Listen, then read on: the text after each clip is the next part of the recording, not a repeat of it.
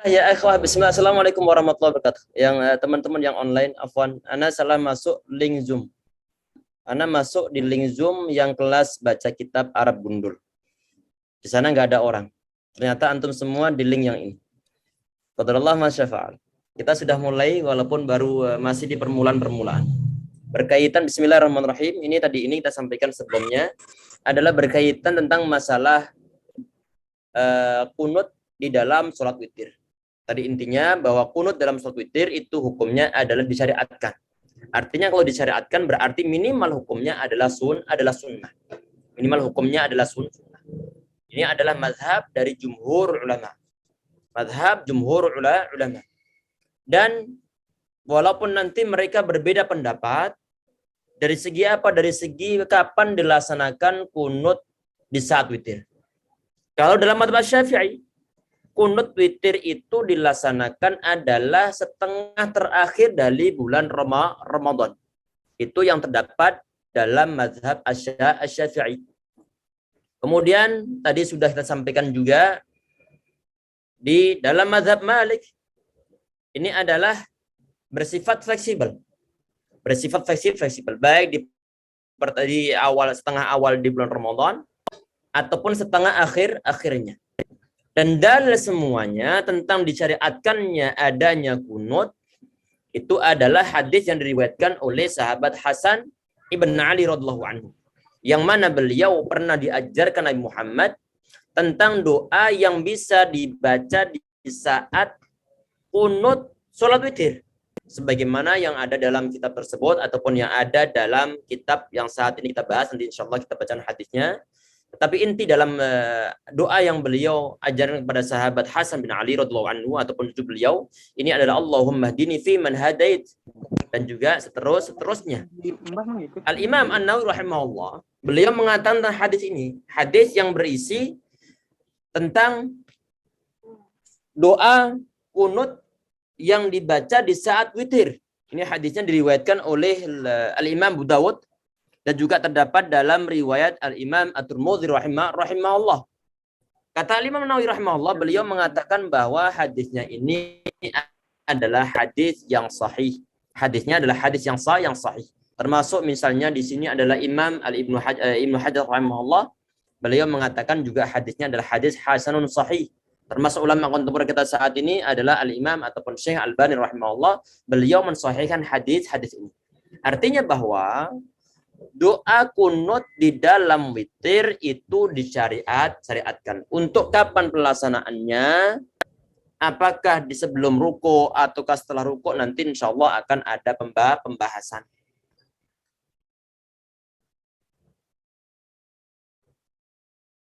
Kemudian kita bacakan paragraf pertama ya ikhwah. Di sini beliau menukilkan wa kana sallallahu alaihi wasallam, Nabi Muhammad sallallahu alaihi wasallam yaqnutu fi raqatil witri. Beliau membaca doa kunut di dalam rakaat salat witir. Perhatikan di sini adalah ahyanan, kadang-kadang. Di sini ya ikhwah sekalian, Allah yahfazkum. Semoga Allah menjaga kita semua, menjaga antum semuanya insyaallah. Di sini Muhammad SAW yang disebutkan dalam hadis ini bahwa beliau itu kunut di dalam rakaat salat witir. Dan diberikan keterangan setelahnya ahyanan, artinya adalah kadang-kadang. Di sini para ulama ya ikhwah berbeda pendapat apakah salat witir ini dilaksanakan kadang-kadang ataukah setiap salat witir pasti ada kunutnya. Di sini ada khilaf di antara para ulama. Dalam mazhab Syafi'i ini adalah dilaksanakan di setengah terakhir bulan Ramadan. Kemudian di sebagian mazhab Syafi'i, sebagian ulama dalam mazhab Syafi'i ini kunut dalam witir itu adalah fi jami'is sanah. Artinya setiap witir mereka menganjurkan untuk berdoa kunut. Ini adalah di antara qaul dalam mazhab Asy-Syafi'i.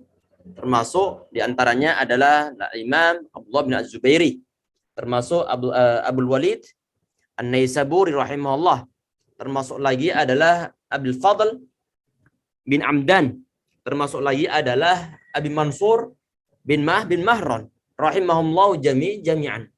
Tadi ini nama-nama ini yang Anda dapatkan di dalam kitab Al-Majmu' yang dituliskan oleh Al-Imam An-Nawawi rahimahullah. Jadi ada sebagian pendapat dari ulama mazhab Syafi'i tentang masalah kunut. Ada yang mengatakan tadi ini yang qaul yang masyhur itu adalah setengah terakhir dari bulan Ramadan. Ada yang kedua adalah diantaranya ini ulama mazhab Syafi'i yang 4 orang tadi ini adalah sepanjang waktu melaksanakan kunut di dalam sholat witir. Dan saat Syekh Ibnu Baz rahimahullah, beliau ditanya tentang masalah apa? Tentang masalah amman yastamiru ala qunuti fil witri kulla lailatin. Fahal usira hadza an salafina. Beliau pernah ditanya ini di dalam majmu' fatwa beliau tentang masalah orang yang melaksanakan secara kontinu kunut di dalam sholat witir setiap malam. Artinya setiap dia witir, itu dia selalu kunut di rakaat terakhirnya. Setiap witir berarti setiap hari dia berkunut. Kata Syekh Ibnu Baz bagaimana? Kata beliau la haraj. Enggak jadi masalah hal dalam hal tersebut. Bal huwa sunnah. Bahkan itu termasuk suatu kesunahan. Karena kenapa? Di sini kata beliau bahwa di saat tadi itu ada hadis Nabi Muhammad, beliau mengajarkan kepada sahabat Al-Hasan Ibn Ali radhiyallahu anhu di dalam kunut sholat witir. Nabi Muhammad beliau mengetahui bahwa sahabat Hasan bin Ali itu di saat sholat witir beliau selalu kunut. Nabi Muhammad beliau tidak memerintahkan kepada sahabat Hasan bin Ali ataupun cucu beliau ini untuk meninggalkannya. Artinya di saat beliau melihat Al-Hasan bin Ali radhiyallahu anhu, beliau kunut setiap witir, Nabi Muhammad tidak melarangnya ataupun tidak perintah untuk meninggalkannya. Dan Nabi Muhammad juga nggak perintah untuk agar memang harus selalu kunut terus di saat sholat witir. Gak ada perintah untuk melanggengkannya, dan Nabi Muhammad beliau tidak perintah untuk meninggalkannya. Sehingga di sini kata Syekh Ibnu Baz rahimahullah, hal ini menunjukkan bahwa dalam masalah pelaksanaan kunut witir ini diperbolehkan dua hal. Diperbolehkan dua macam tersebut. Boleh dilaksanakan secara kontinu ataupun boleh juga kadang-kadang. Ini termasuk hal yang disampaikan oleh Syekh Ibnu Baz rahimahullah ataupun sebagian tempat yang lain. Syekh Ibnu Baz rahimahullah beliau mengatakan al-qunutu fi sunnatun fil witri. Jadi kunut itu hukumnya adalah sunnah di dalam sholat witir. Wa idza tarakahu fi ba'dil ahyan fala ba'sa. Kalau mau meninggalkan kadang-kadang maka enggak jadi masalah. Ini pendapat yang pertama ya ikhwah. Tentang masalah apa? Tentang masalah kapan melaksanakan kunut di dalam sholat witir. Ada sebagian ulama yang mengatakan hukumnya adalah pelaksanaannya adalah kadang-kadang. Termasuk Syekh Albani rahimahullah, termasuk Syekh Ibnu Utsaimin rahimahullah. Beliau di antara para ulama yang mengatakan tentang afdalnya adalah kunut sholat witir. Walaupun tidak di dalam Ramadan itu dilaksanakan kadang-kadang. Kata beliau bagaimana hujahnya, alasannya amal kunutu, adapun kunut nih. Fil witri di dalam sholat witir, falaisa biwajib, bukan suatu kewajiban.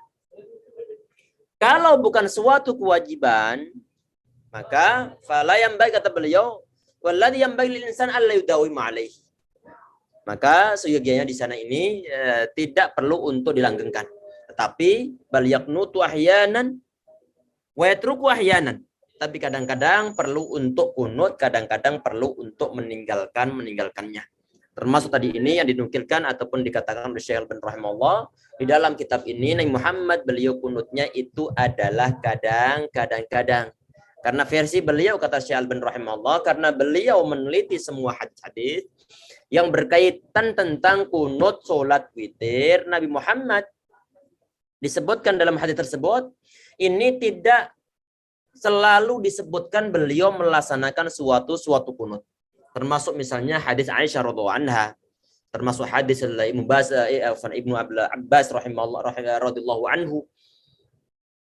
Dan juga sehingga di sini disimpulkan oleh beliau Nabi Muhammad kunutnya itu kadang-kadang yaqnutu ahyanan wa yada'u ahyanan. Kadang-kadang beliau kunut, kadang-kadang beliau meninggalkannya. Karena kata Syekh Al-Albani rahimahullah, kalau seandainya Nabi Muhammad itu selalu melanggengkan kunut witir, niscaya akan ada penukilan dari para sahabat tentang masalah hal tersebut. Tetapi realitanya adalah sebagian Nabi Muhammad disebutkan di dalam witirnya itu beliau kunut, sebagian tidak disebutkan beliau itu pun kunut, ataupun ya itu yang dilaksanakan oleh para sahabat ridwanullahi alaihim. Artinya ikhwas sekalian, ini berarti di dalam masalah kunut salat witir ini sifatnya adalah fleksibel. Karena tadi itu ulama-ulama tadi yang kita ikutin ataupun ulama-ulama dari ulama-ulama salaf ataupun generasi setelahnya, ternyata mereka ada beda pendapat. Ada sebagian yang mengatakan tentang perlu untuk melanggengkan. Ada sebagian yang melaksanakannya dengan sistem kadang-kadang. Kemudian beliau di sini mengatakan kelanjutan dari pembahasannya, wa yaj'aluhu qabla ruku'. Perhatikan di sini ya, ikhwah. Wa yaj'aluhu qabla ruku'. Artinya Nabi Muhammad beliau itu di saat membaca doa kunut di dalam witirnya itu beliau membacanya adalah sebelum ruku'. Ini adalah satu versi pendapat ya ikhwah. Ini adalah satu versi pendapat. Ada sebagian ulama dilaksanakannya adalah setelah ruku' sebagaimana biasanya. Karena kenapa? Di antara dalilnya itu adalah tentang yang dilaksanakan oleh sahabat Umar bin Khattab radhiyallahu anhu. Beliau di saat Ramadan, kemudian beliau merintahkan terhadap sahabat Ubay bin Ka'ab radhiyallahu anhu untuk menjadi imam dari sholat ataupun sholat tarawih.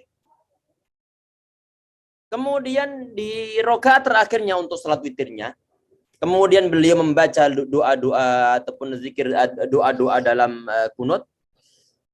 Kemudian terakhirnya membaca sholawat. Kemudian disebutkan dalam hadis tersebut, "Tsumma yukabbiru wa yahwi sajidah." Setelah membaca doa tersebut, sahabat Ubay bin Ka'ab radhiyallahu anhu itu beliau bertakbir, kemudian beliau sujud. Habis kunut nih.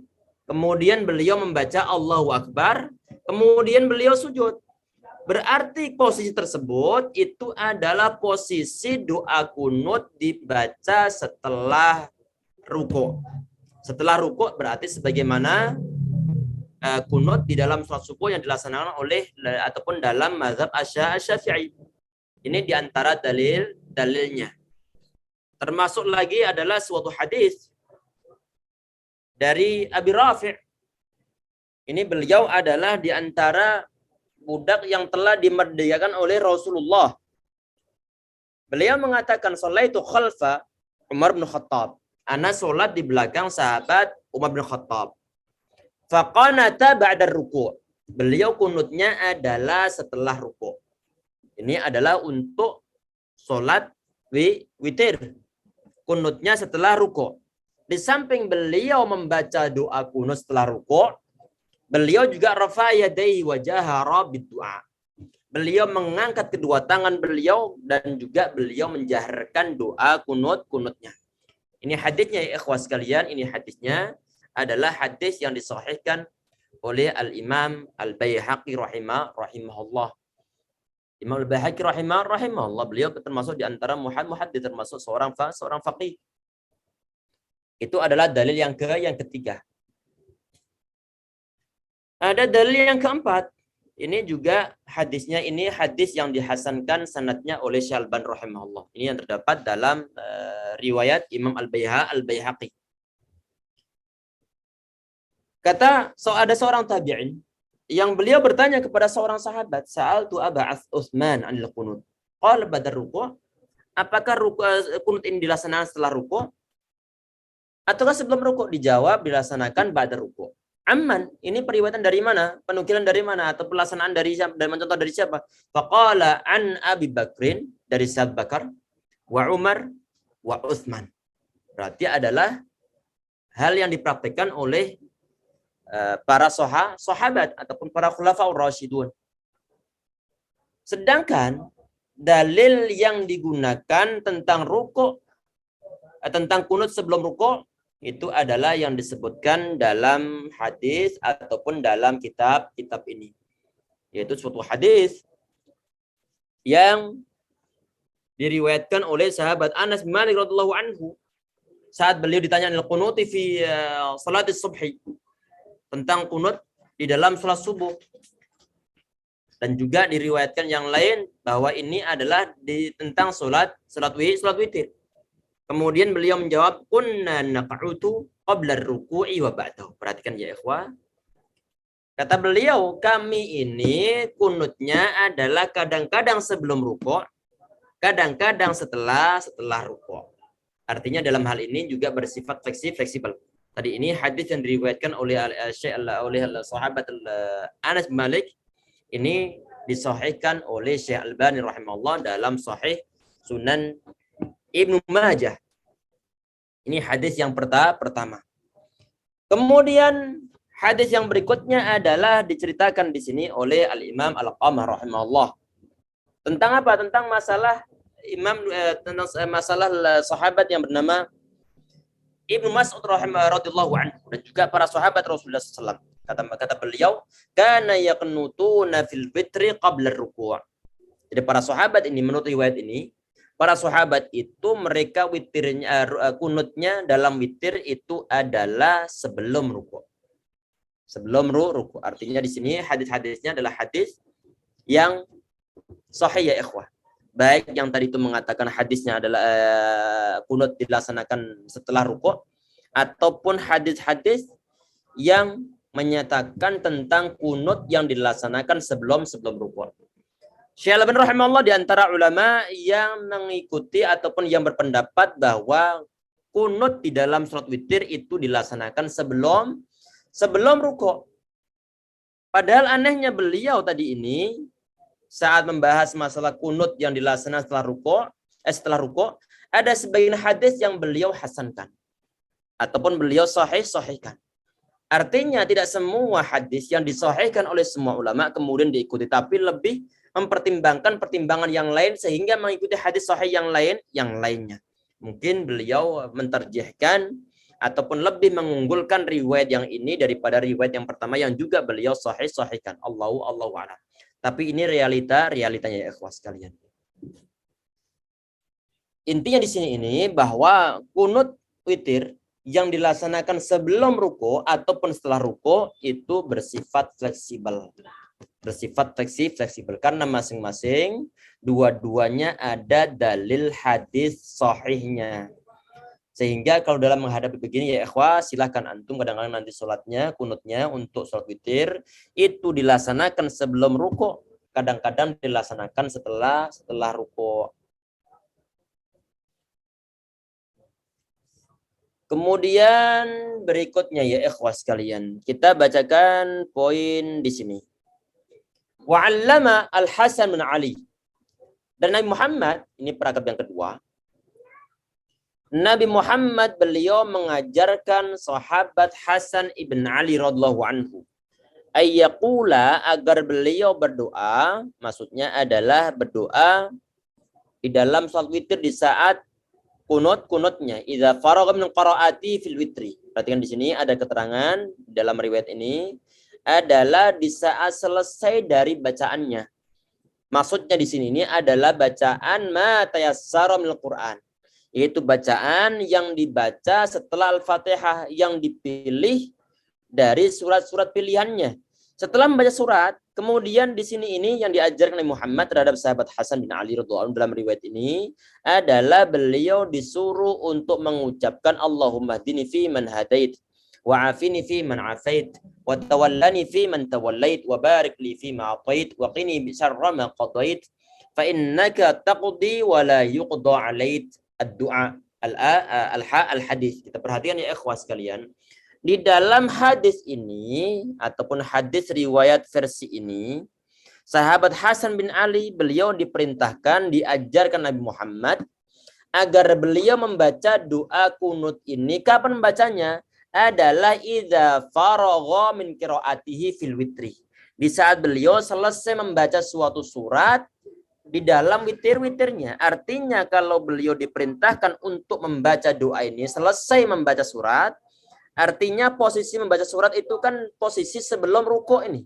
Posisi sebelum ruku. Artinya perintah Nabi Muhammad untuk membaca doa ini itu diperuntukkan, ditempatkan sebelum ruku. Sebelum ruku. Berarti untuk doa kunut yang dilaksanakan di witir itu adalah sebelum kunut. Menurut pendapat yang ini tadi yang sebelumnya kita sampaikan tentang masalah kefleksibelan. Ada bersifat opsional, mau sebelum ruku ataupun setelah ruku. Tadi yang kita sampaikan di pembahasan sebelumnya. Ini selesai di pembahasan tentang masalah kunut dalam sholat witir. Sebelum kita membaca ataupun bahas tentang at-tasyahudul akhir atau tasyahud akhir ini, insyaallah kitabnya tidak lama pertemuan lagi, beberapa pertemuan lagi insyaallah khatam.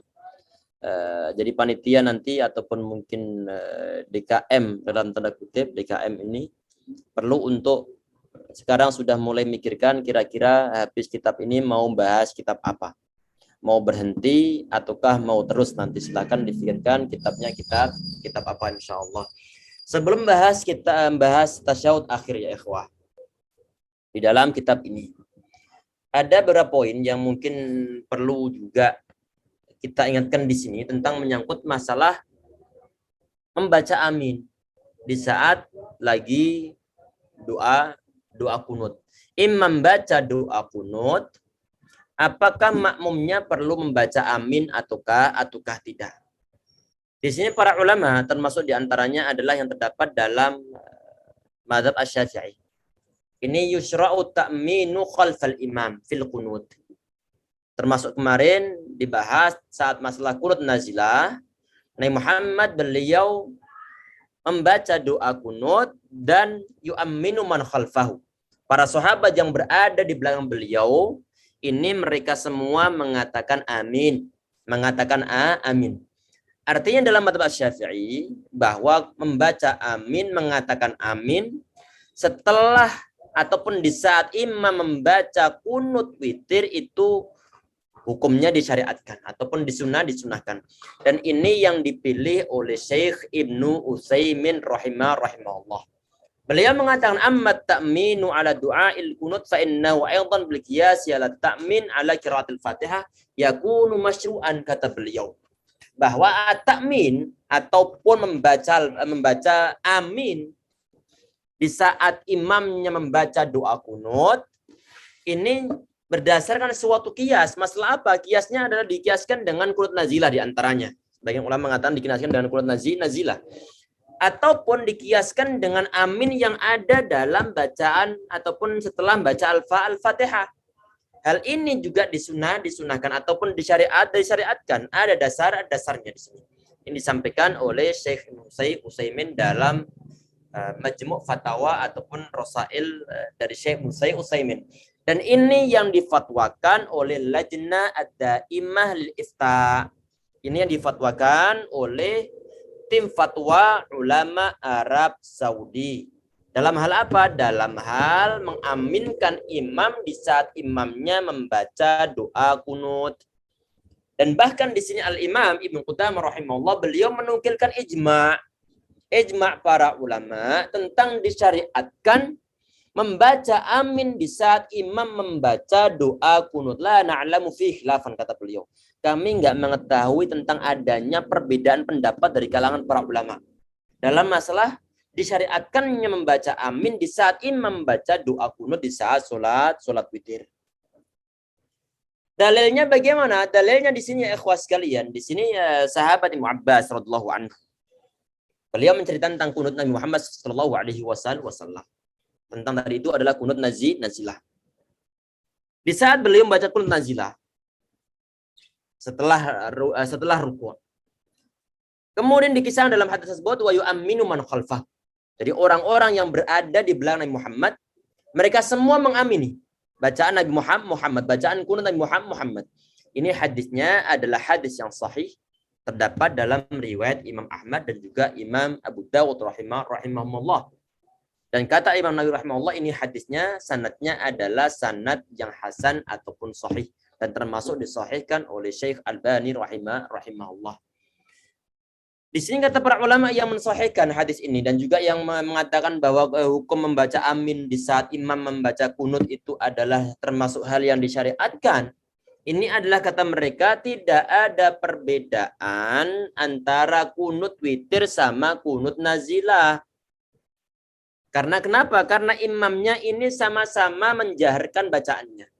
Di saat imam itu kunutnya adalah kunut nazilah karena faktor bencana, karena faktor musibah besar yang menimpa kaum muslimin ataupun sebagian kaum muslimin, imamnya kan dia membaca kunut secara jahar, dikeraskan bacaannya. Dan kunut witir itu juga imamnya mengeraskan bacaannya. Tujuan untuk mengeraskan bacaan tersebut diantaranya adalah biar nanti para makmumnya mengamini. Sehingga ke hadis itu ada kesamaan antara kunut nazilah sama kunut witir.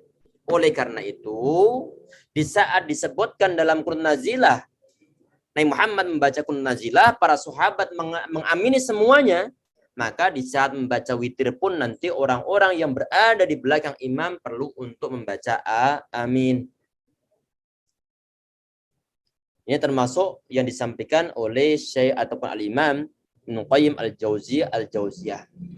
Kemudian kalau pembahasannya adalah membahas masalah raf'ul yadain fi du'al kunut. Kunut witir. Ini bagaimana hukumnya? Jadi disunahkan di sini termasuk dalam mazhab Syafi'i, disunahkan untuk raf'ul yadaini fi du'al kunut. Jadi disunahkan untuk mengangkat kedua tangan di saat lagi doa kunut. Tadi itu sebagaimana juga yang kita sebutkan di riwayat sahabat Umar bin Khattab radhiyallahu anhu rafa'a yadayhi wa yajharu bihi atau wajharu doa. Tadi disebutkan di awal-awal bahwa sahabat Umar bin Khattab di saat beliau itu kunut, beliau itu mengangkat kedua tangan beliau dan juga membaca jahar doa kunutnya. Ini juga termasuk sumbernya adalah dari sahabat Ibn Mas'ud radhiyallahu anhu. Baik dalam kunut nazilah ataupun dalam kunut sholat witir disunahkan untuk mengangkat kedua tangan.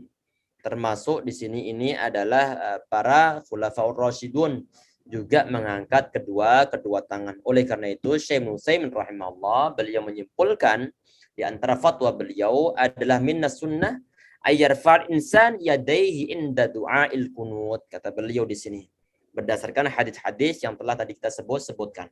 Jadi termasuk hal yang disunahkan itu adalah mengangkat kedua tangan di saat membaca doa kunut. Karena kenapa kata beliau? Karena hal tersebut itu yang diriwayatkan dari Rasulullah SAW dalam solat wajibnya di saat beliau membaca doa kunut di saat sholat kunut nawazil ataupun nazilah. Begitupun telah datang riwayat-riwayat yang sahih dari Amirul Mukminin Umar ibn Khattab radhiyallahu anhu, dan beliau termasuk di antara para khulafaur rasyidun. Mungkin sampai di situ dulu ya ikhwah yang kita bahas di pertemuan kita kali ini. Insyaallah di pertemuan pekan depan kita membahas tentang at-tasyahudul akhir. Tasyahudul akhir, tasyahud yang terakhir. Semoga bermanfaat ya ikhwah, menambah wawasan kita. Kalau seandainya selama ini kita belum kunut untuk sholat witir, silakan untuk melaksanakan kunut, baik dilaksanakan secara kontinu ataupun kadang-kadang. Semoga kita dimudahkan oleh Allah Subhanahu wa taala untuk mengamalkannya, untuk mengamal kebaikan yang datangnya dari Rasulullah ataupun dari generasi para sahabat, termasuk para khulafaur rasyidun, termasuk para ulama tabi'in, termasuk ulama mazhab 4 insyaallah ya rabbal alamin. Subhanakallahum bihamdika asyhadu an la ilaha illa anta astaghfiruka wa atubu ilaik. Assalamualaikum warahmatullahi wabarakatuh.